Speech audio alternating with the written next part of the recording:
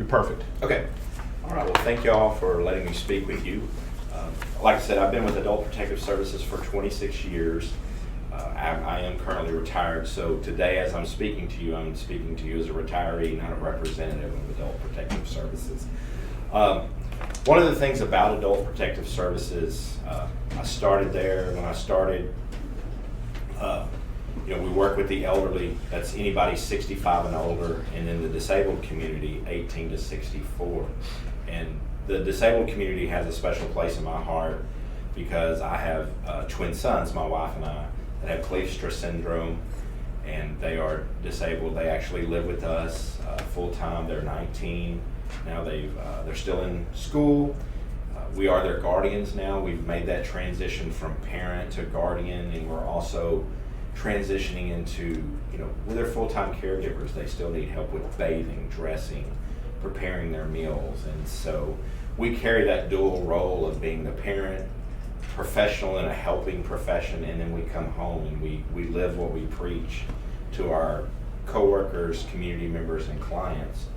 I'm experiencing myself, and so it can be very difficult at times because you're burning the candle at both ends. And I say that for other people in the room and whoever's watching this, that there's a lot of people I've found that are living that type of life, and it can be difficult. And so to know that there's agencies out there that can help you is a great thing. And one of the things I want to point out about Adult Protective Services, it's not the end-all be-all program. The key to the success of Adult Protective Services comes with what other resources are available in the community, because Adult Protective Services needs to partner with these resources to hook the clients up with those sources, because APS is charged by the legislature to conduct investigations to ensure that abuse, neglect, and exploitation are not going on, or if it is, to alleviate that. But one of the ways that we alleviate that is by connecting them with different resources.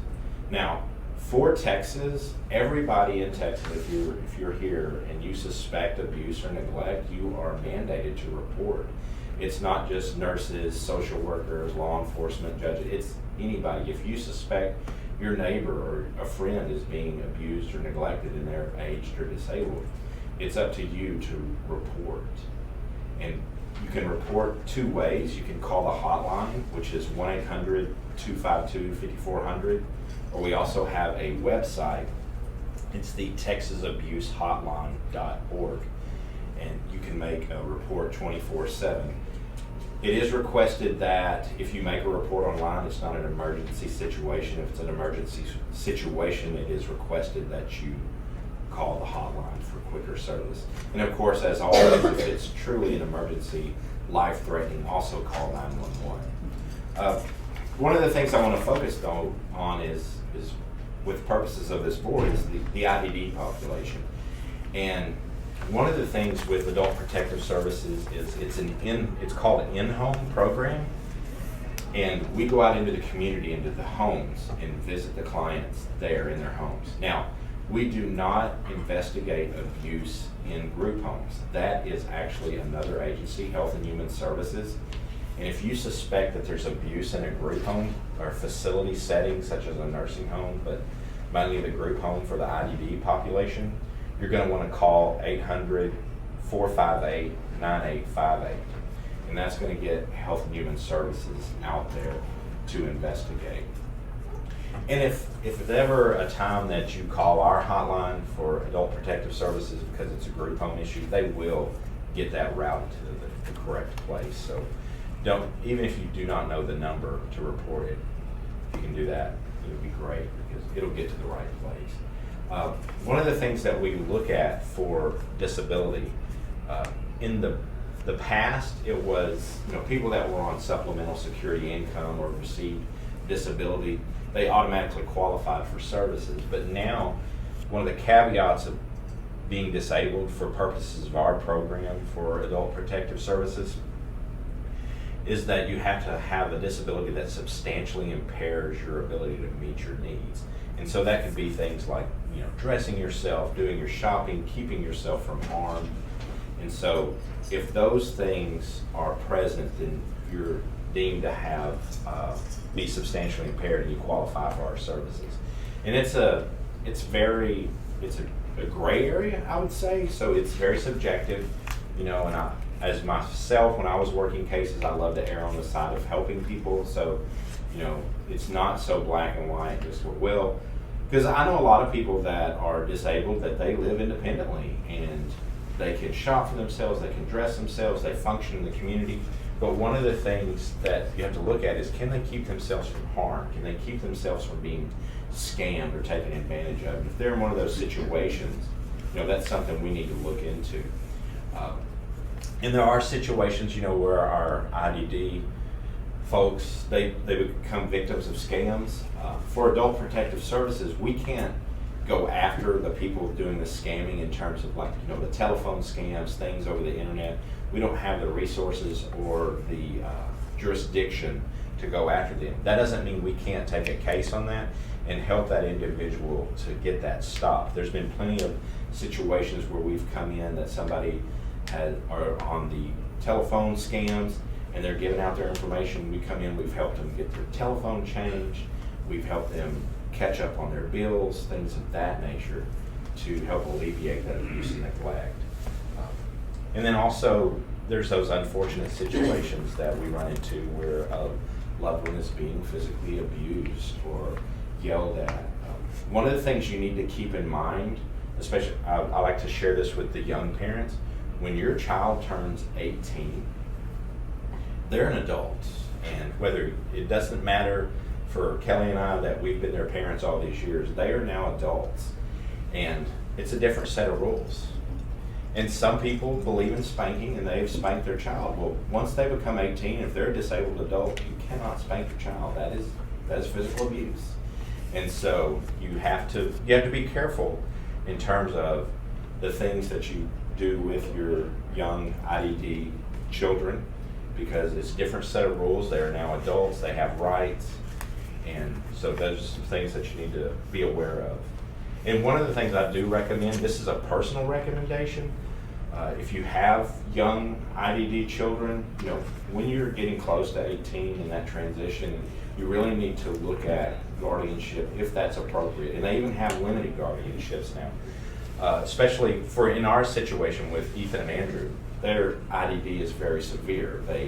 They're nonverbal, their cognitive ability is very low, and they could easily be taken advantage of. I mean, somebody could just say, hey, come with me, and they'll go with them. And so it was very important for us to become their guardian. And then even the IDD population, that they can be very subjective. It's very important to look into guardianship just to be able to protect them, because if you do not have that guardianship and they want to go with somebody and they're an adult, you can't really stop them legally. And so we've run into those unfortunate situations where somebody has went off with a non-relative, just somebody they met because they were paying attention to them, and you know, they're easily susceptible, and you know, it's a very difficult situation. And our hands sometimes can be tied. Everything's a case-by-case basis. There's just no black and white answers, and we have to investigate each situation. But it's very heartbreaking when you're up against the law, and there's just certain things you cannot do. Did anybody have any questions or anything?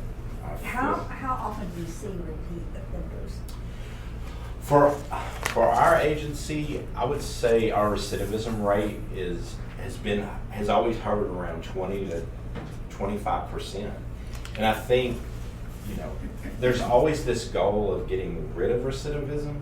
You know, can we stop it? But it's very difficult because people have problems, and especially when you're dealing with social services, you know, it's very difficult to come into a situation and solve, you know, 18 to 50 years of dysfunction in 3 months. And so it can be difficult.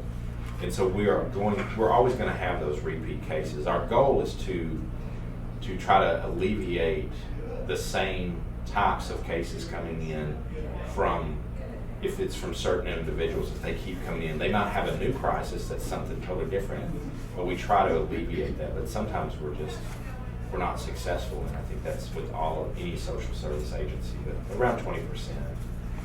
So in a situation when they are an adult and abuse is taking place, I mean, what is the resolution for that if it is a repeat case? Because they're adults. I mean, well, what can you do for them? So what we do in those situations is we will, of course, if a crime has been committed, we refer to law enforcement. We work on that. We look for, is it dangerous enough that we need to look at getting them out of the home? We always look for the least restrictive alternative, which we begin by looking with, is there services we can put in place to alleviate that? Or are there other family members that can help out? And we go from that way, and we get law enforcement involved, the legal system, and then, if it gets too bad and continues, we have had situations where we've had them removed from the home and had them placed somewhere. That can be very difficult. The last resort for us is referring them to guardianship through Health and Human Services. But that is a very last resort. And even when we make a referral to them, they partner with us, and we again ensure that we have left no stone unturned. But that would be the process. And it's very difficult because there's just some situations that are very unfortunate. In the IDD population, who advocates for them usually to make the call to APS? So we see people that are coming into the home. We see social workers, hospital staff that have regular neighbors, groups such as this, the Smith County Art, just anybody that's heard. It can come from all different areas. Okay. You spoke a little bit about how y'all can help some folks and how other things are really more law enforcement. Like you're able to help with helping them get back on track with their bills and things like that if something was fraudulent. Aside from that, what would you say are the key differences between child protective and adult protective? Because it's not just now they're 18, so it's adult. What are the key differences in how y'all decide to investigate? Or are there? Honestly, I can't answer that from a CPS perspective because I've never worked it. Our programs are totally different, even though we're under the same agency. Okay. I just know that for our program, if anybody suspects anything and reports it, we're going to go out and investigate regardless. It doesn't matter. Even if there's just question of whether the information is correct or if they actually, it's unsure if they're even disabled, we're still going to go out and conduct an investigation to ensure that. And so I always say, please err on the side of making a report. If you've got a name and where they live and just a little information, that's perfect.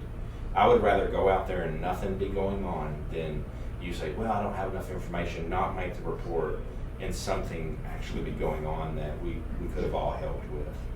And because you will never be faulted for erring on the side of making a report.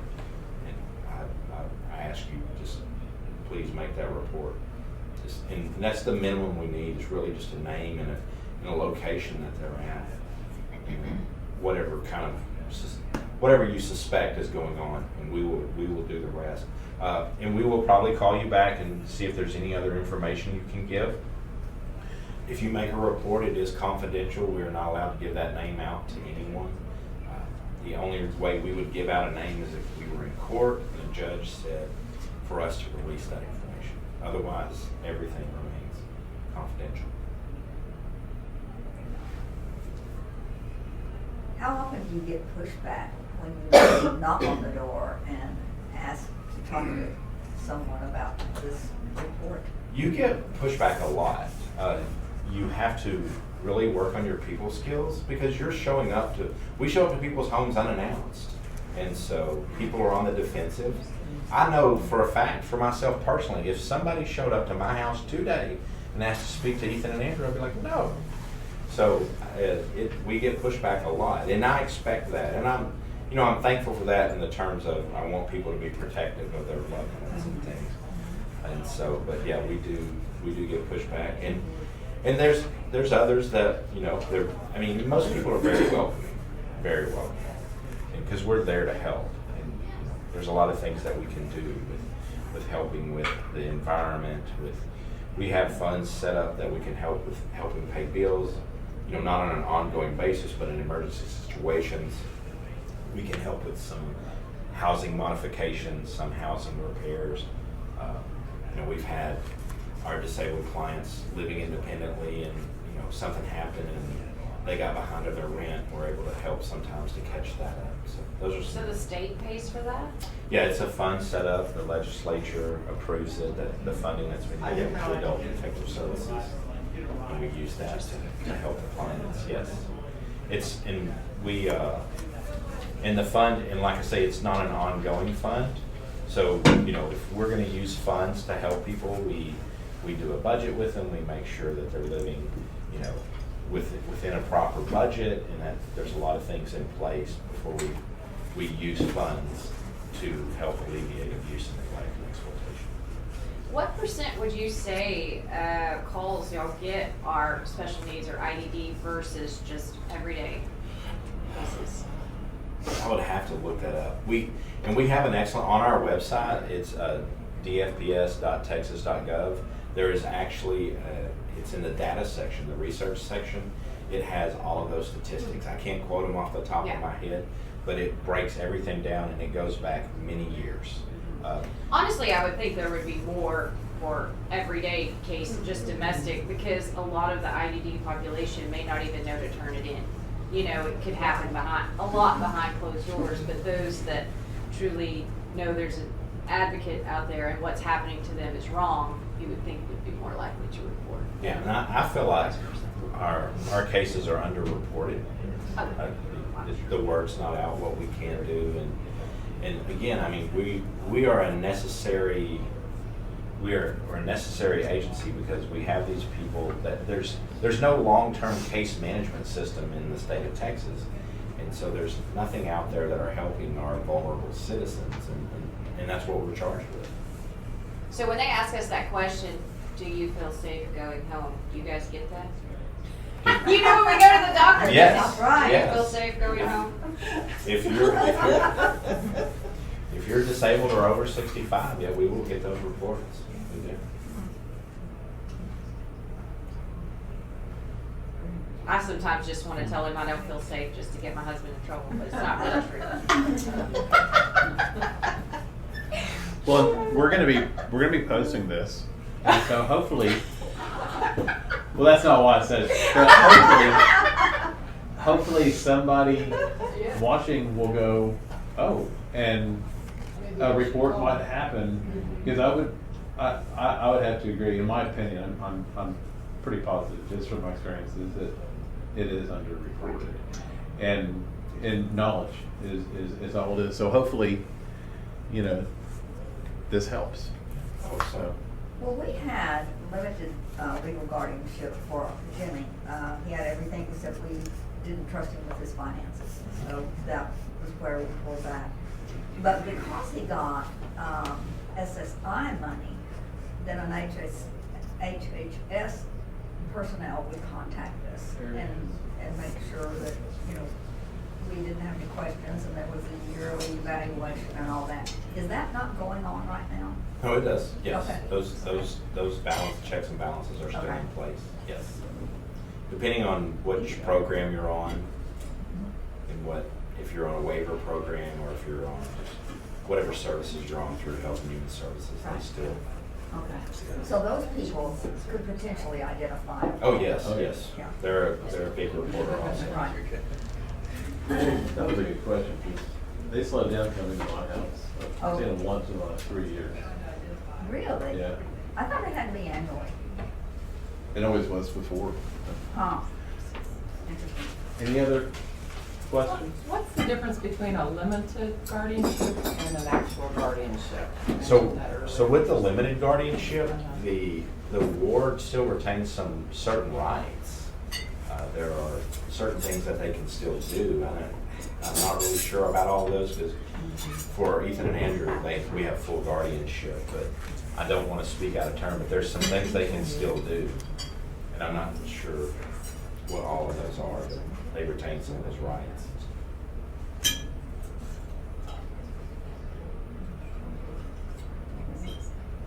Well, thank you so much. No, it's good information. Yes, definitely appreciate it.